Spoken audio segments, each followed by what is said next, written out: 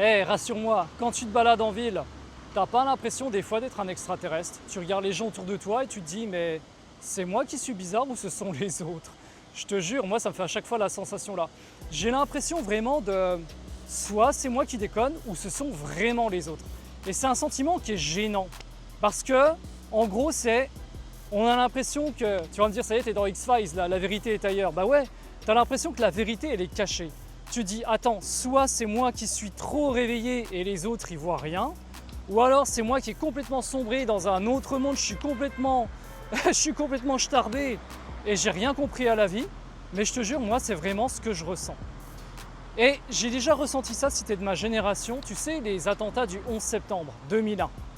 Il y a déjà eu un bouleversement chez les gens. J'ai déjà ressenti un changement au niveau du comportement. Alors est-ce que c'est dû à un état de sidération, de choc? C'est bien possible.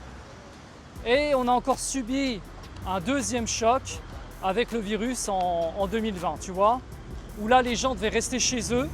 Et j'ai l'impression maintenant quand je me balade qu'on est toujours un petit peu dans cet état d'alerte. Comme si on allait attendre que quelque chose nous tombe du ciel et il faut faire attention. Et pareil, les gens quand ils se voient, il y a un manque d'entrain, d'émotion. Ils ne partagent plus comme avant. Quand les gens se retrouvent en famille, soit c'est pour s'engueuler, soit c'est pour régler des différends. Quand des potes se retrouvent, tu regardes leur poignée de main, ça va? Ouais, ça va, c'est tout mou. L'autre, tu as envie de lui mettre des tartes, tu dis vas-y, réveille-toi. Non, mais j'exagère pas, rassure-moi.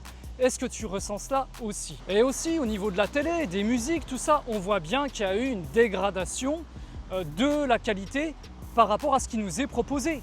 Et ça aussi surtout depuis l'avènement de la télé-réalité, où les gens se sont scotchés derrière leurs appareils de télévision pour voir la vie des autres.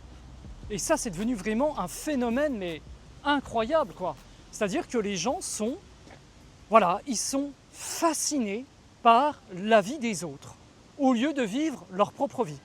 Oh, t'as vu, un tel il a fait ci, un tel il a fait ça. Ils seraient capables même de dépenser des thunes incroyables pour voir tel personnage de leur série faire ci, faire ça, au lieu de dépenser de l'argent pour leur propre vie, pour tenter de s'améliorer. Et même des fois dans des lives TikTok, tu as des gens qui payent des créateurs de contenu pour qu'ils fassent telle action. Tu vois, le virtuel pour moi a pris le pas sur le réel. Est-ce que c'est ça en partie qui pourrait expliquer le comportement des gens aujourd'hui? Certainement. Il y a certainement d'autres facteurs. En attendant, moi ça me fait quand même bien flipper cette histoire. Et bon, je ne peux pas agir sur les autres, mais la leçon à tirer de cette vidéo, c'est toi tu peux agir sur toi.